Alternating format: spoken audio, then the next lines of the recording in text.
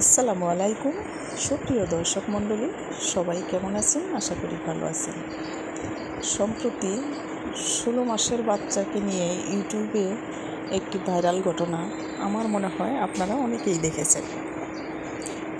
আমি ঘটনাটা দেখে রীতিমতো নির্বাক হয়ে গেছি। কি বলবো, মনে হয় বলার মতো কোনো ভাষা নেই। পৃথিবীতে সবচেয়ে নিরাপদ আশ্রয়স্থল হলো তার মায়ের কোল। কারণ 10 মাস মা বাচ্চাকে তার নিজের গর্ভে রেখে নিজের রক্ত মাংস দিয়ে বাচ্চাকে পৃথিবীতে আনে। আর সেই বাচ্চার প্রতি মায়ের যতটা ভালোবাসা পৃথিবীতে আমার মনে হয় অন্য আর কারো এরকম ভালোবাসা হইতে পারে না বা হয় না। আর সেই মাই যখন এরকম হয়, তাহলে বাচ্চার নিরাপদ আশ্রয়স্থলটা কোথায়? আর এরা কী ধরনের মা?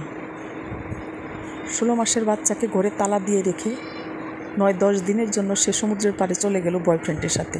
এটা কীভাবে সম্ভব? ভাবতেও অবাক লাগে। এই বয়সী বাচ্চা, সে যখন নিজে একা কিছুই করতে পারে না, তার সমস্ত কিছু একজনের উপর ডিপেন্ড করে। যেমন তার গোসল করান, খাওয়ান, ঘুম পাড়ানো, ভালো মন্দের খেয়াল রাখা, এইসবের জন্য একজন মানুষের উপর সে সম্পূর্ণ ন্যস্ত। সেই বাচ্চাকে কিভাবে ঘরে তালা মেরে রেখে সে চলে গেল? বাচ্চাদের নির্মমতা নিয়ে অনেক ভিডিও দেখেছি বা অনেক খবর শোনা যায়, কিন্তু আমার মনে হয় এইরকম ভিডিও বা এরকম নির্মমতা ইতিহাসে খুব কমই আছে। আমার জীবনের তো এটাই মনে হয়, এরকম ঘটনাও এই প্রথম। আমি কোনো দিন আর দেখিও নাই, আমি শুনিও নাই। তবে মাটার যে শাস্তি হয়েছে, এতে আমি অনেক খুশি হয়েছি।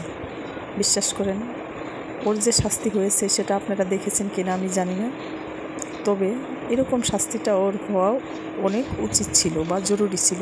বিশ্ববাসী, জগৎবাসী দেখুক যে কেমন কর্মের কেমন ফল ভোগ করতে হয়।